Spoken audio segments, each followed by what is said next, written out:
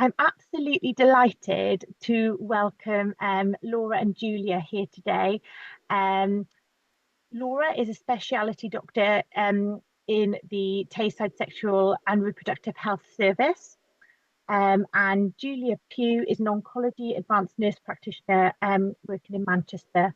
And they're going to do a presentation for us on managing menopause using non-hormonal approaches. Thank you very much. Thank you very much, Catherine. Yeah, my name is Julia Pugh, and I am really delighted. I've worked with Ovacome before, and I think it's great that we have the opportunity here to share hopefully some hints and tips, some information. And as we go into today, what we want you to have a little think about is kind of menopause and how it affects you. So what's worked for you? You're the experts in your own bodies, and hopefully you've had some things that have worked for you. Perhaps you've got some things that you're struggling with as well, and that you want some advice on, and hopefully we'll be able to answer some of those questions. We know that it affects everybody very differently, and so we are going to try and cover the breadth of information around managing symptoms. But also I want to think about what can you cope with, what can you manage, and what are some of your worries, and then hopefully what's the evidence. So, one of the things that we know is that people often struggle with making sense of the information. And so we really hope that today's session is going to be really speaking into that and helping you understand some of that evidence base so that we know how we can advise you. As Catherine said, I kind of work in Manchester, and I worked mainly in gynae medical oncology and did my advanced practice in that. And it was really through that I kind of got the enthusiasm, if you like, to think about much more broadly and holistically about how we support patients, people like yourselves who are affected by cancer, and thinking about many more of the things that happen or that people manage after their treatment or perhaps alongside their treatment. So one of my inspirations was to train as a psychosexual therapist, and I'll be talking a little bit about my experiences with that and things that might help. But that really came from me not feeling like I had the skills to support patients in terms of the effects that treatment had on how they felt about themselves, their bodies, etc. And menopause was a really big part of that. And I'm going to let Laura introduce herself, but she's also got a fantastic set of skills that is going to really help. So we wanted to do this in tandem so that we could offer you kind of a variety of our expertise. So I hope you've got some thoughts and ideas and questions. Hopefully we'll answer lots of them, but we also really want to encourage you to jot down your questions as we go along, and we'll have opportunity to answer them. Thank you very much, Julia, and thank you very much to Ovacome for this opportunity. Yeah, it's great to be here. So just going to say a little bit about me. So I as in the introduction said, I'm a specialty doctor, and I work up in Scotland. I'm based up in Perth in Tayside, and my special interests are menopause, but also psychosexual problems. So we do see a lot of patients in our NHS menopause clinic here who have or post-cancer treatment, whatever that is, and we help them to sort of navigate their way through the menopause. So what I'd like to focus on today really is the main symptoms being flushes and night sweats, sleep, bone health, and then cognition and brain fog. And then Julia is going to talk about the other areas, so body image changes, mood changes, sexual intimacy, and vulval vaginal health. So that's great. Next slide, please. Flushes and sweats. So it's probably the commonest symptom that we hear at the menopause, isn't it? And it's a symptom that everybody kind of knows about, and we see no end of funny jokes and memes all about hot flushes, which are actually not that funny when you're suffering. And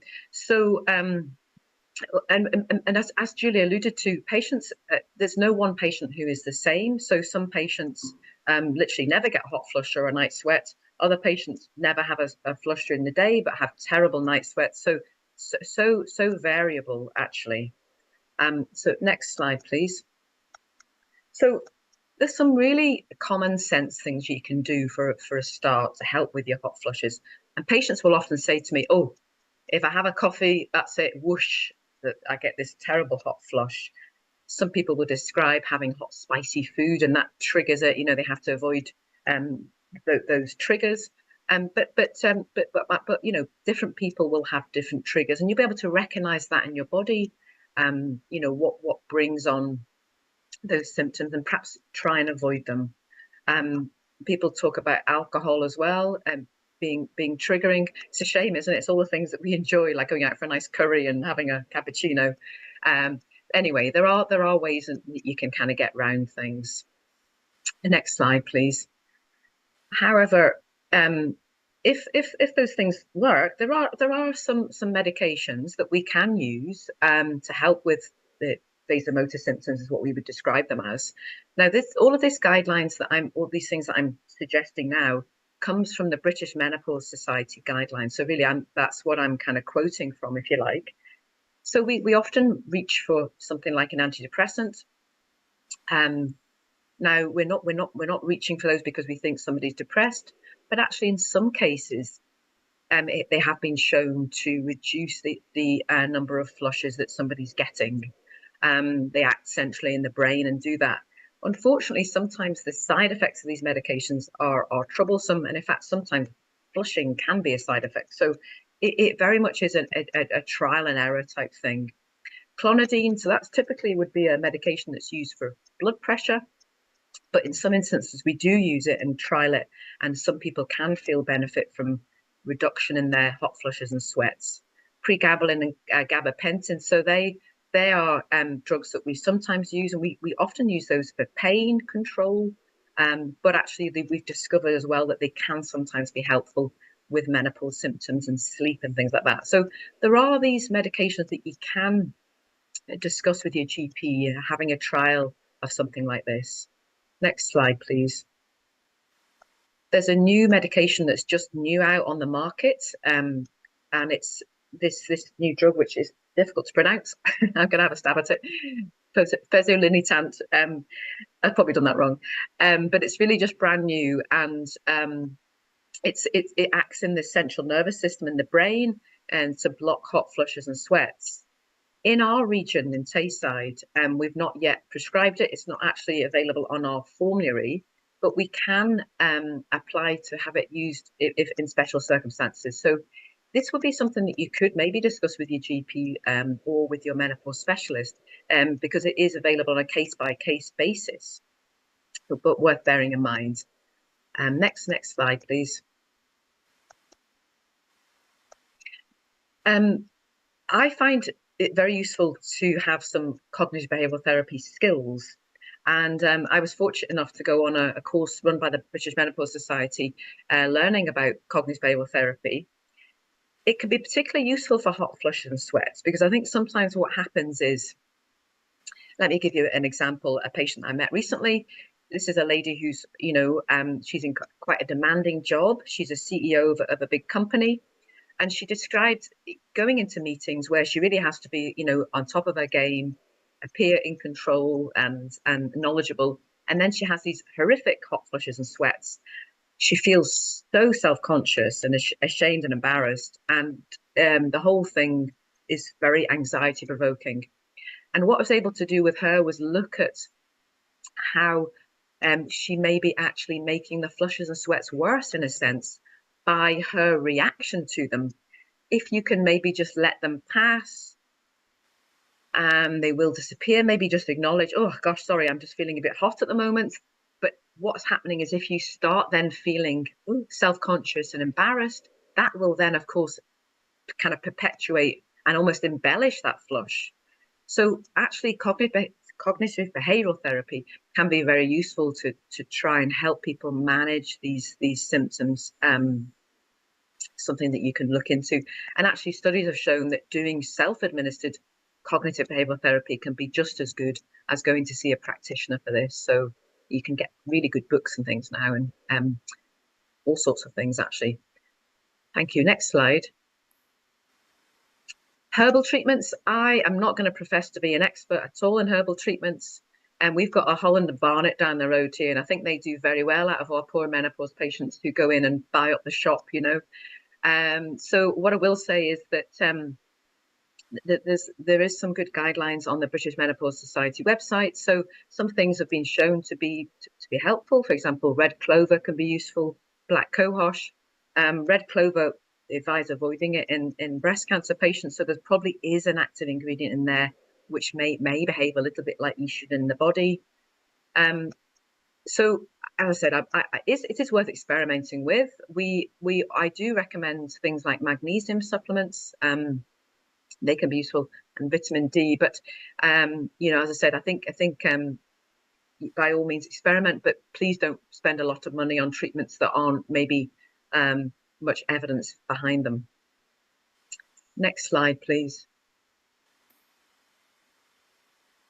Acupuncture. So some of our patients have really swear by acupuncture. So I'm definitely open to any complementary therapies. If it helps with the symptoms, then by all means, give it a go. Next slide, please. We have a homeopathy clinic in Tayside that we can refer patients to. And once again, I think if it helps, very, very useful. Homeopathy tends to be very holistic look at somebody's life. And I think these can be very therapeutic consultations.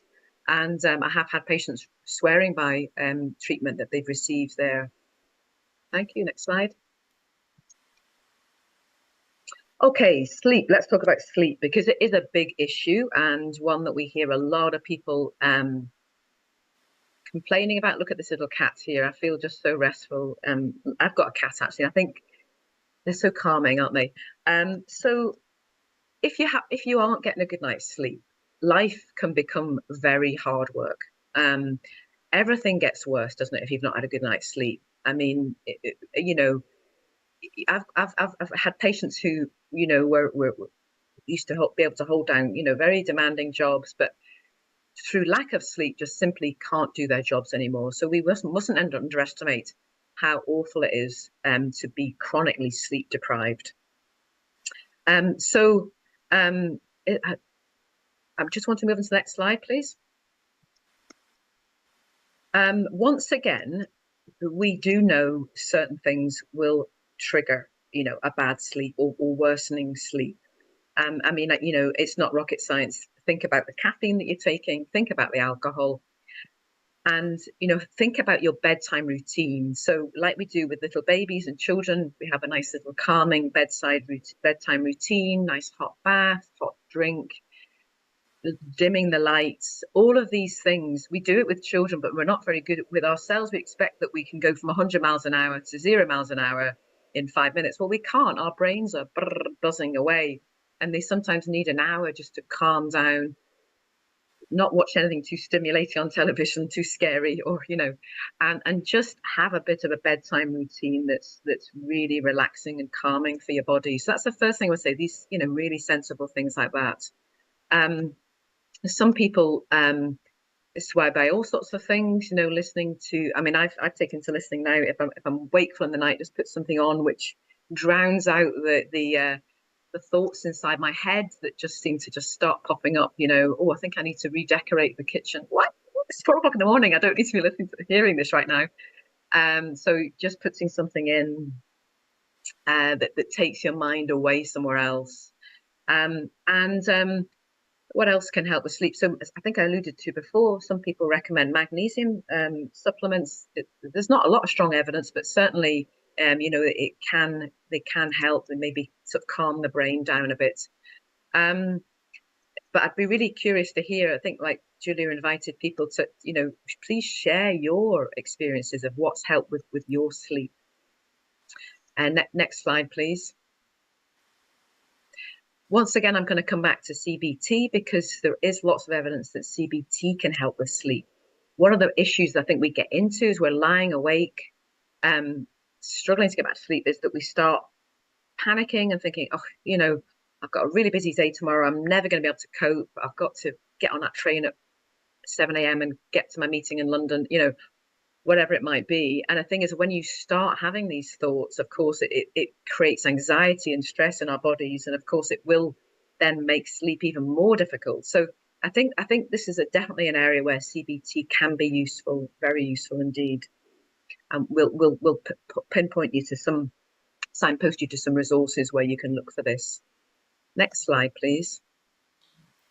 I'm going to talk about bone health. If you are unlucky enough to have a surgical menopause, and so your estrogen levels are low in the body, and you're unable to take hormone replacement therapy, it is really important to think about how we can look after our bones, because estrogen is one of the main hormones that protects our bone strength. And next slide, please. These are some of the things that are extremely good for our bones. So getting out in the sunlight, that's in Britain, unfortunately, during the winter, even if we're out in the sunlight, we're not going to get very much vitamin D. So I would always recommend vitamin D supplement throughout the winter months. I insist on all my family taking it. It's a bit of a joke, really. I have it all laid out on the table in the morning, right, guys? Get your vitamin D. So calcium, making sure you have enough calcium in your diet. A diet that's rich in calcium, you shouldn't probably need to take calcium supplements, but really having a look. There's a very good calcium calculator on the Royal Osteoporosis website that you can look at. So just having a wee look, think about your diet and how much calcium there is. I grew up in the 1970s on a diet of sardines on toast, and I think my mum was ahead of the game. She didn't realize that she was actually feeding us superfoods, because when we look at the calcium in sardines, it's absolutely through the roof, because you're eating the whole fish and all the bones. So I know some people don't like sardines, but I was force-fed them, so I quite like them. So, you know, some things are extremely good and rich in calcium. Weight-bearing exercise, I am like a broken record in my clinic. I'm always going on about weight-bearing exercise. Swimming and things like that are wonderful, but it's not putting weight through your bones. So you have to be walking, jogging, you know, things like that, where your body has to take its full weight to get the benefit of that. Once again, I'm talking about my mum, because my mum won't mind me mentioning her here, I'm sure, but she sadly has got a bit of osteoporosis, and at age 76, she's taken up a weights class, so she goes to circuit training 3 times a week now, apparently, and she's stronger than she ever was. So it's never too late to start lifting some weights and doing weight-bearing exercise. And lots of local authority gyms now will have classes for people, you know, of all ages. It goes without saying that for our bones, smoking is very bad for them, and too much alcohol is also very bad for our bones as well. So these are all sensible lifestyle changes or modifications that we can all make to maximize our bone strength. Next slide, please. Cognition and brain fog. So yeah, this is the thorny issue. What we hear a lot is women talking about particularly word finding difficulties. Actually, you know, you're in a meeting, you're just about to present to the chief medical officer on a very important topic you've just researched the last year, and you just can't think of the words. And I mean, it must be so embarrassing and so humiliating, really, just to be stuck and some really simple words just completely go out of your head. So I think it's typical of menopause brain fog to hear that. And the good news is with brain fog is it does eventually improve. It's the brain has got estrogen receptors in it. It does struggle with that loss of estrogen in our bodies, but it can get better. But of course, what we're talking to you before about, if you're also not getting a good night's sleep, that's not going to help at all, is it? With brain fog, and that may contribute to it. The good news is that there's no evidence that this menopausal brain fog is actually going to predict your risk of dementia. A lot of people think, I'm so worried because, you know, my mum had dementia. I'm really concerned that I'm heading that way myself. But having said that, we don't yet have any clear evidence about whether HRT can be used to prevent dementia. So we don't know about that. That's unknown. But the good news about while we're on the subject of dementia is about 40% of dementia is really can be modified risk due to our lifestyle. So once again, the things that I've just talked about, exercise, healthy weight, and healthy diet, that can really reduce our risk of dementia as well. Sometimes we forget to think about that. And in fact, this slide here really talks a little bit about how we can kind of live a long and healthy life. I don't know if you've heard about this, but there's a group of people who live in these blue zones across the world. They seem to have a ridiculously high life expectancy, and when you drill down into how they live, we know that they have very active lives. They don't have high blood pressure. They're not overweight. They have a diet that's full of plants and seeds and beans. They have and they don't smoke. They don't take much alcohol, and they have very active lives. So we kind of know what the recipe is for longevity, but I think in this country we're just lagging behind a little bit, to be honest. Sadly, we know that about 50% of women are overweight, and weight gain is unfortunately common at the menopause. It's quite difficult, but diet can be such a massive part of this, and also exercise as well. Next slide, please.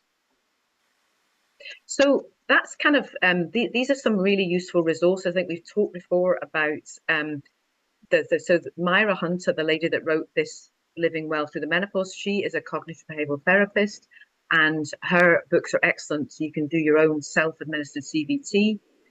My Menopause Doctor and the Balance app are very useful. These are produced by Louise Newson, who's a kind of expert in menopause and are very, very well known and popular. So they have a check these things out. Next slide, please. And these are resources that I have kind of referred to in my talk, which is when have a look at the British Menopause Society. They have their patient arm, which is the women's health concern. That the details are there, and also actually NHS Inform, our Scottish NHS website is actually very, very good when it comes to menopause advice. So I think that's all I'm going to say just now. And as I said, please feel free to ask questions at the end. And I'm going to pass over to Julia for her section now. Thank you so much. That's great. So hopefully that's given you some food for thought, and you'll have some more questions to follow up with Laura. So do pop those in the chat if they're coming to mind now. That's absolutely fine. Catherine will manage that. So I'm going to talk a bit about kind of how we think about kind of menopause, particularly in terms of our bodies and body image changes, mood changes, and kind of sex and relationships, and the vulval and vaginal health. So hopefully there's some practical hints and tips here. Some of this will resonate with you, some of it won't, and that's absolutely fine. And that can be related to where you are at this moment. So we often recognize that treatment ends, and that's when the journey begins of kind of meeting yourself in a new way, and also that sort of space that suddenly kind of opens up in your life after such an intense period of kind of being having treatment.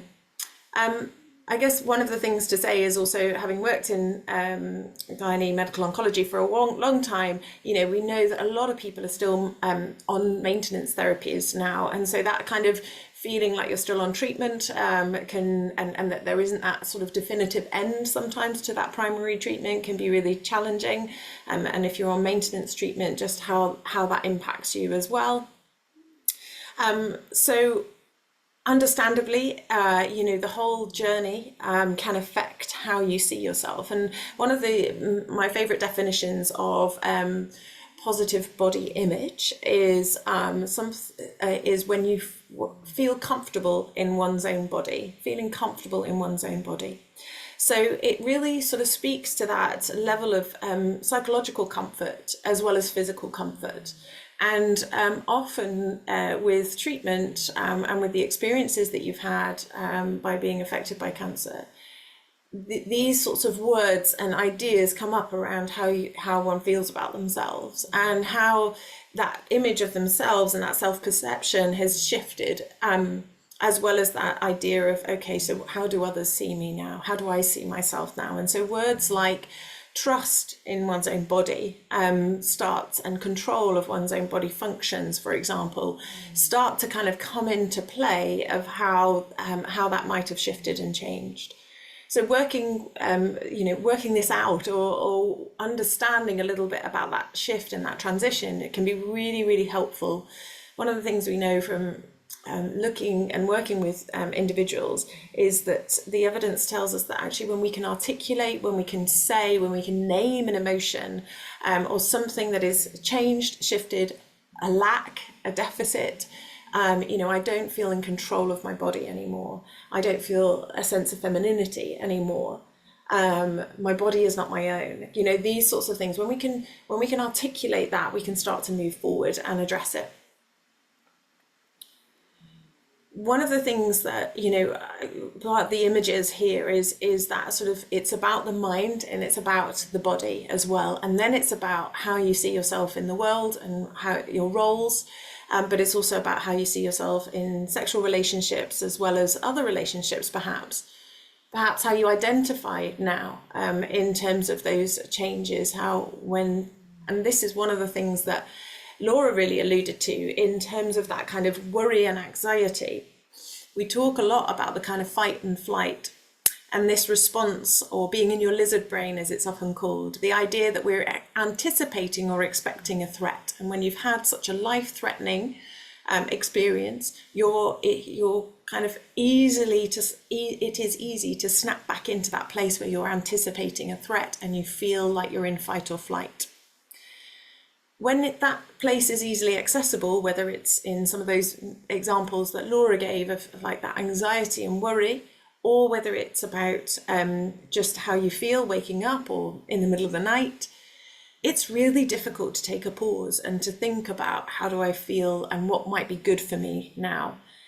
But as we support patients who move from that space of kind of that treatment, that intense period, and into a space where they're looking for that normality, often they start to put things of a sense of normality back in their life. So that might be you reach for the hobby you used to do more frequently, or it might be the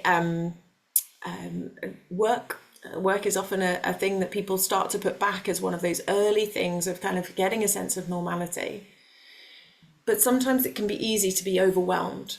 And intimacy, sex and relationships, that is often one of the last things that kind of you reach for in terms of that sense of mortality, and feels like maybe a missing piece as well, is sometimes what people say.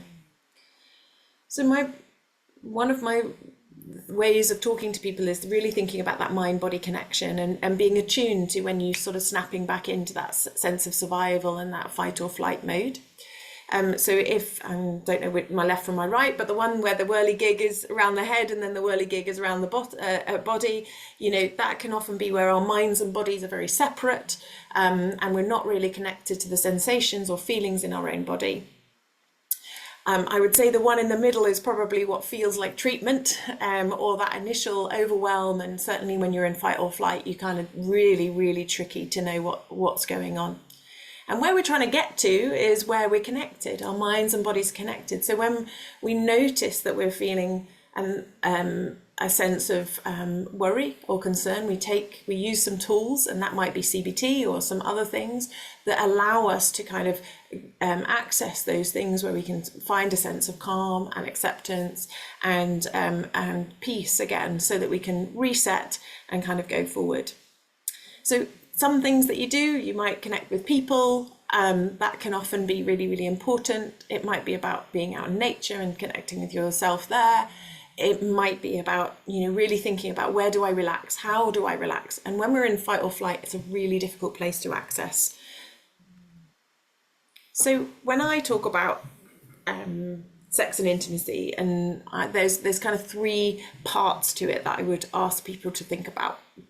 One is that sexual function. So what does sex mean to you? Sex is a big umbrella term. It means lots of things to different people. When we think about function, we also think about those physical features, things like, is it painful? What are some of the barriers? We're going to go on to talk about vaginal health. So that's another area. And then there's a sense of the sexual identity. So what do you see when you look in the mirror? How do you see yourself as a sexual person? And a lot of times that part of your brain or sense of self has been disrupted by treatment and the experiences that you've had. And so we think about how do we build something new often, and how do we start to access that part of you, that part of your identity now. And then there's the sexual relationship. So absolutely about who you might want to, so if you're in a relationship, how you engage with intimacy and sex and talk about it, and navigate to a new place. And then for people who aren't in relationships, thinking about dating and, you know, all those sorts of thoughts and ideas, hopes and dreams and fears and worries, as I would say, and thinking through that. So I guess it's not quite straightforward. These are the things that people typically say to me, you know, about this area. I'm sort of, you know, it hurts, or I'm not interested, or, you know, I'm worried about the future of the relationship if I'm not having sex, or if I'm not being intimate, or if I don't feel sexy. You know, if I can't, they will eventually get bored and leave. We've tried and it was a disaster. I don't feel anything down there anymore. So these sorts of things can be real roadblocks and fears and worries, and feel like you might be quite alone in these thoughts. But hopefully hearing these things from others helps you to realize that other people also experience this. Probably one of the biggest things that I hear is, it's just not on my mind. You know, there's complete roadblock there in terms of that sense of interest, desire, libido, whatever you want to call it, whatever you feel identified, you just recognize that there is a big block in the way and what's going on there. So it can be really helpful to think about what some of those blocks are. And it's definitely not all about sex. So I obviously highlighted the different areas there. It's a sense of who you are. It's what it represents for you, what role it has had for you. I put up the picture of the house because it's about kind of home, and how that role in your home and your life and your relationship has maybe shifted and changed. It's also about communication. So maybe you can read this, maybe you can't, but the comical card, it says, actually Peter had misheard Brenda. She hadn't begged him to stimulate her clematis. You know, this idea that we get stuck in communication, and you know, it can all feel quite difficult. And these images are really about, what is it that you're hoping for? You know, often people, when there's been a change or shift in how they feel about themselves and their body image, that can shift the sort of spaces that they might have held with their intimate partner, or even for themselves. And it makes you worried or scared about, and that's where that fight or flight might come in. Well, I don't want to suggest breakfast in bed, or laying on a picnic blanket in the park, because I don't want the fear and worry that might be taken as a different sign. It can also be about, how do we connect? That's a space that I want to connect with myself, or I want to connect with somebody else. And it's really about thinking about, what is it you really want? What are you hopeful for? And how do we work towards that, and what gets in the way? And there's a really clear thing as well for those people who do have partners, that we hear there's almost like a conspiracy of silence a lot of the time, where it's difficult to talk about this really important part of life. But, you know, there's a social narrative around us not talking about sex, but there's also, you know, they've been through so much. I don't want to put any pressure on them. Our whole life has changed. It's just another thing that's different. Nobody talked about it. It's difficult to bring it up. I don't want to hurt her. You know, I'm just so glad that she's not going to die and that we've got through this. I'm just glad of that. I don't want to put any more sort of pressure in the relationship. But actually that this can really stop us from kind of moving forward. So what we want to do is, we want to communicate or miscommunicate. When we don't talk, we're already talking, because we're mind reading a lot of the time. When we avoid, we're still putting some narrative within that space. When it's all too awkward, it's only going to get worse if we don't break that down. And sometimes it's the story that we're telling ourselves. They're not interested, or if I give them an inch, they'll take a mile, that kind of thing. So you end up kind of avoiding or moving or removing. But actually, just by having a conversation, it can be really, really freeing.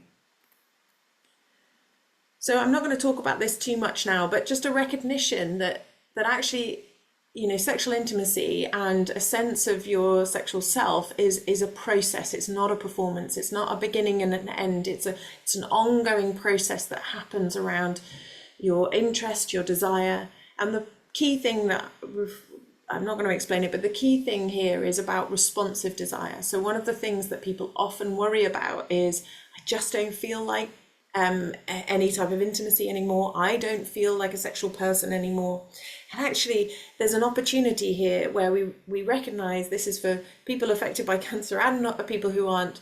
For a large majority of women have responsive desire. So it's actually when they're in a space where they feel comfortable in their own bodies, that mind-body connection again, they feel psychologically safe, they feel emotionally intimate.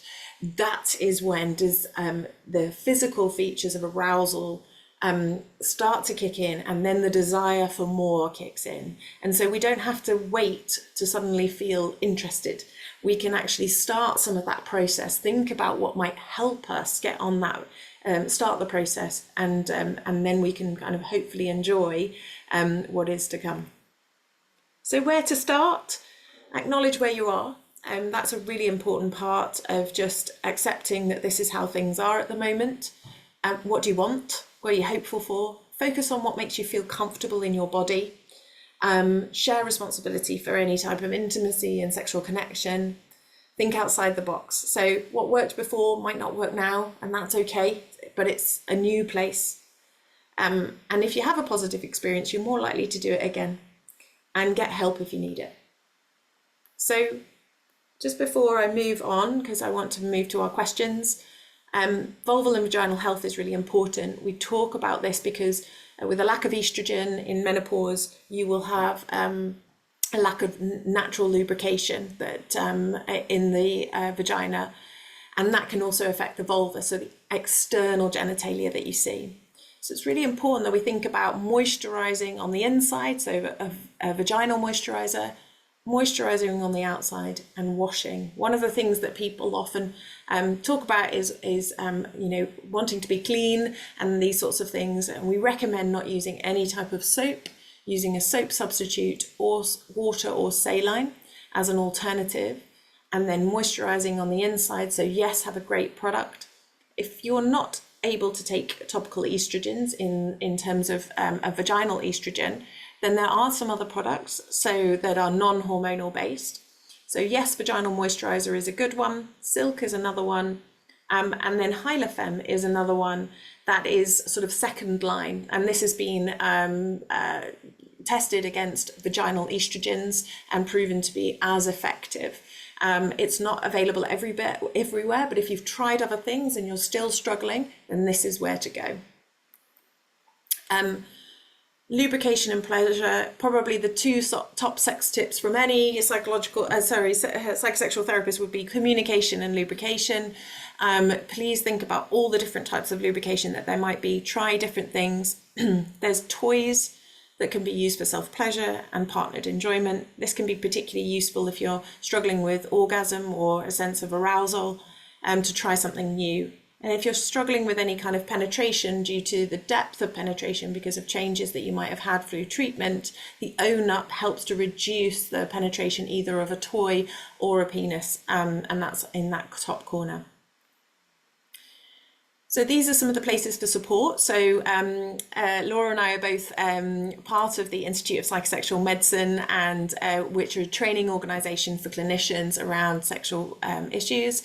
And COSRAT, with the College of Sex and Relationship Therapists, are also a training organisation. You can find therapists through there if you would like to, and also information on the website. Sex with Cancer, the Eve Appeal, obviously Ovacome, and Macmillan all have some great forums and ways of accessing support. And then the ones at the bottom are apps. So Furley, Dipsy, and the Sexual Advice Association are all apps that might help with some of these concerns. So thank you for listening. Thank you so much, Laura and Julia, for such an informative presentation. That was brilliant. So now we've come to the section where we will take any questions that you have. So if you have any questions or anything, any thoughts have come to mind, please do pop them either into the chat box or into the Q&A box, and I will read them out. We've had one come through as the presentation was being done, so I'll read that one out first. I was diagnosed with ovarian cancer and advised to stop HRT. I am 70, and I was mainly wanting to continue because of bone health, but was also using Vagifem to prevent pain during sex. I have given up on Evorel HRT. However, the advice on Vagifem/Vagirux has been ambiguous. Local menopause clinic doctor said it's okay as very low absorption into the blood. But the info leaflet states, do not use Vagirux if you have or have ever had cancer which is sensitive to estrogen. I'm not sure if mine is. Would welcome Laura and Julia's view. And they've gone on to say, oh, should have added that I tried Yes Moisturizer, didn't help. Want me to say something, Julia? So this is a problem that we see a lot. I wish I could rip up those leaflets that are inside the box because it's really out of date. So we've now got increasing amounts of evidence to suggest that topical vaginal estrogens are safe post-cancer treatments. So please follow the advice of the menopause specialists and don't read the leaflet in the box, which is really out of date, actually. So I hope that helps. Because, yeah, we would really recommend patients stay on topical vaginal estrogens for forever. Because if you're already experiencing vaginal dryness now, it's not going to get any better on its own. So I'm sorry to hear that you didn't have much success with Yes. I mean, as Julia said, there are a wealth of other vaginal moisturizers you can try, other varieties. So it may just be worth, exploring some of the other brands that are out there. Hope you find something, but it may just be that when you get back onto the vaginal estrogens, that will actually help with the soreness and the lubricant. Julia, would you have anything else to add there? No, I think that is really good. I mean, the sort of evidence that I quote is, having a topical vaginal estrogen is equivalent to having half an HRT tablet per year. So, it's really, really low absorption systemically or into the body, which, we know doesn't have a detrimental effect. But unfortunately, I was just talking to a medical writer yesterday, and they said, they recognize that they are not keeping up to date with those patient information leaflets, and it's really something that the medical community should sort of highlight, that is really disruptive, I think, for patients to read conflicting evidence, and it's not supportive for us as clinicians who are trying to get you to the best and healthiest and happiest and most comfortable place. So really important to acknowledge that. Thank you. Yeah. Thank you very much. I'm just having a look. Is it anybody else got any questions at all? Oh, and the person who posted, thank you very much, very informative. If anybody has any other questions, please do pop them in the chat box or in the Q&A section. I think we've got another question here. I've been on HRT patches for 2 years since treatment for ovarian cancer, and I'm thinking about stopping this. Should I wait a certain amount of time after stopping HRT before trying other options? Julie, happy for me to jump in here? Yeah, absolutely. So I probably need to take a bit more information. We need a bit more information really before advising you. I'm not sure how old you are and things like that. We would probably take a really holistic view of you and looking at things like your bone health, your symptoms before we could really advise. I couldn't really just advise on that small bit of information really. I don't know if you can give us some more information. I can see a message popping up there. Yeah. We can come back to that question if you like, if that person's happy to share some more information. That'd be really good, I think. Yeah. Okay. Another question's just come up, which is, what about vaginal pessaries? I have low-grade serous ovarian cancer. I'm assuming you mean when you say vaginal pessaries, do you mean estrogen containing vaginal pessaries? I think, is that what, there's different ways of putting estrogen into the vagina. So there's pessaries, there's little tiny tablets, there's a cream, there's a ring. So it's all ways that we can deliver estrogen into the vagina and its tissues. I've forgotten what the question was now. I've got off on a tangent. That's okay. The question was yeah, pessaries. the question was, what about vaginal pessaries? I have low-grade serous ovarian cancer? And in response to your question, the person replied, yes. So if those pessaries are estrogen, then we wouldn't have any concern. I mean, it's something that you would want to run past your oncologist to make sure they didn't have any particular worries, why there was a reason why you couldn't use them. But if they've been prescribed for you by somebody, presumably they're happy for you to use the little estrogen pessaries. Yeah. Hope I can see Julia nodding, so hopefully you're in agreement with that. Yeah. Thank you very much. The next question we have is, what would your advice be for extreme fatigue? I had surgery to remove ovarian and endometrial cancers, and have been suffering from extreme fatigue ever since. So much so that I haven't been able to work for the last 3 years. I'm 51. Julia, do you want to jump in? Okay, yeah, absolutely. So I'm really sorry to hear that it's had such a significant impact on you. One of the things I'm really delighted about is that fatigue is something we are getting better, getting better at really acknowledging and addressing, because it's actually in the top 3 concerns that people have after treatment.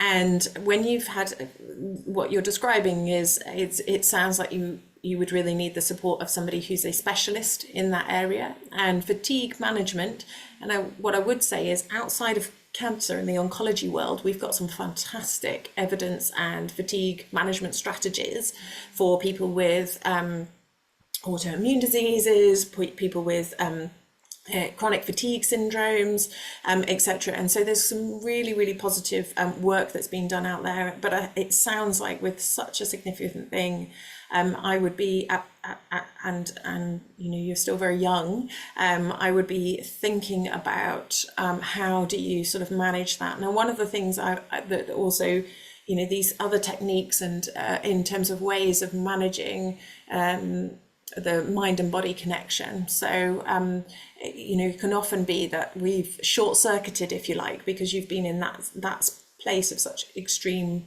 depletion, if you like, of energy levels for such a long time.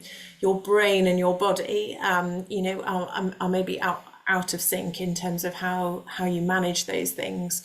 And then we start to adapt, and that's the other thing. When things have been going on chronically, which often means longer than 6 months, we sort of start to adapt, and then we kind of make new neurological pathways, and it can be very, very difficult to break some of that cycles. So I would my sort of thoughts and suggestions would be, I'm really sorry that you've had that experience, and B, I really hope you can get to the appropriate expert advice to really help you move forward in a much more productive way. But maybe my advice would be, don't settle with what you're experiencing at the moment.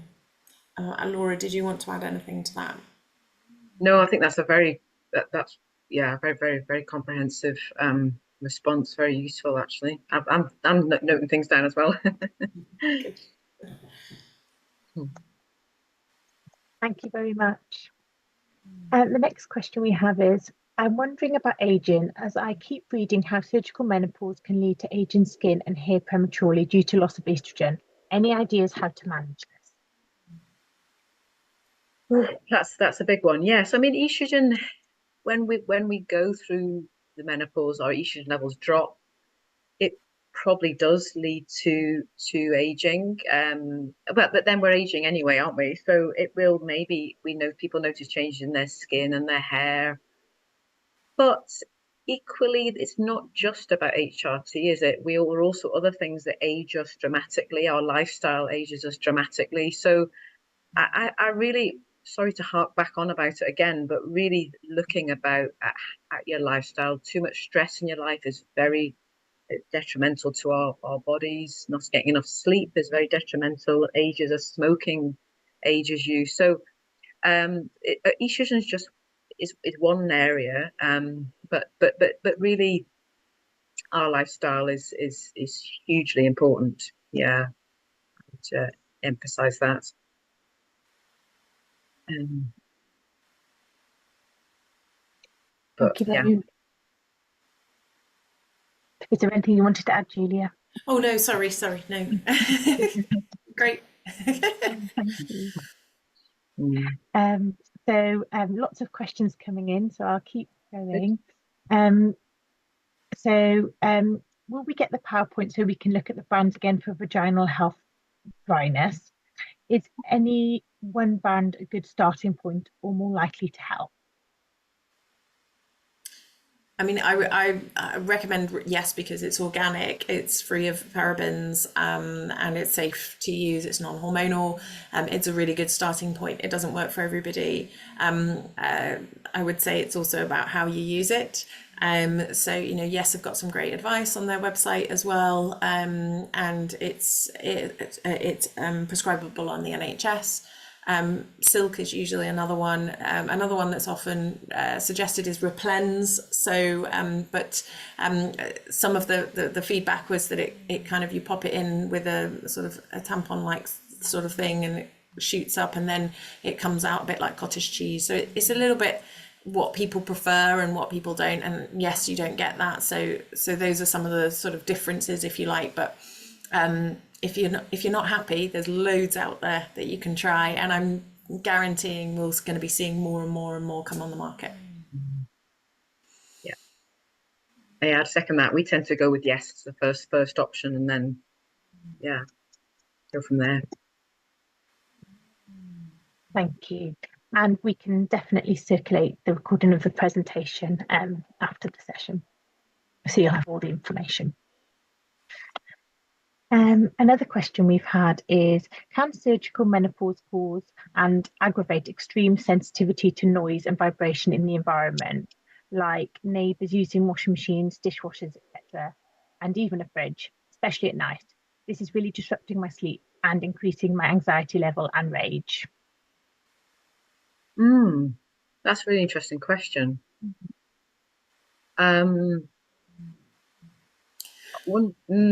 Julia, do you want to say something? Oh yeah, I just had some thoughts on this.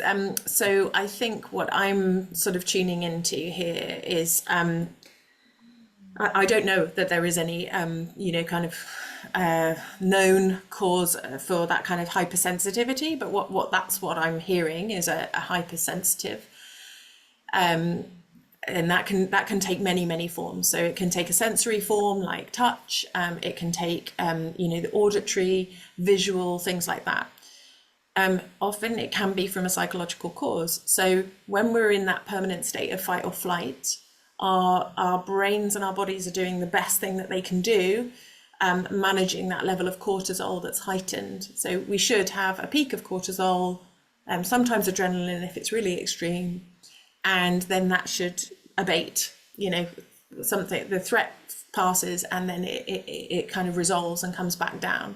What we know for people who are kind of experiencing a prolonged level of threat, and that can often be from the experiences that you may have had, we can get that prolonged level of cortisol, which can cause this kind of hypersensitivity. I hope that's not too technical. But what I mean by that is I would often see people who are saying, look, this is my issue. And what we would do is we would absolutely work with, how do we calm that central nervous system? How do we access a place where it's not just about just relax? It is actually retraining your brain and your body to understand what it means to not be in threat mode. And so that is probably the starting point that I would say, and working with somebody who's got some understanding and expertise in that. So, a therapist or something like that would be really, really helpful, and think about the things that help you to feel calm. And then I think the consequence will be that hypersensitivity changes. that's my thoughts. Laura? I would agree. I would totally agree with that. And it may be something like cognitive behavioral therapy would work, because essentially that's what you're describing, is whereby we're getting irritated by this sound and noises, and it's then triggering our own feelings of irritation, anger, and we're tuning into it more, and then it's just getting worse. So, but if we're already starting at a kind of high level where we're already struggling to find that calm place in ourselves, we're just a little bit more, our threshold's a bit narrower for feeling anxious and irritated. Yeah. Good luck. Yeah, it's not Go easy. go speak to your neighbours and tell them to pipe down when you're trying to sleep. Yeah. Thank you both. So I think we've got time for one final question.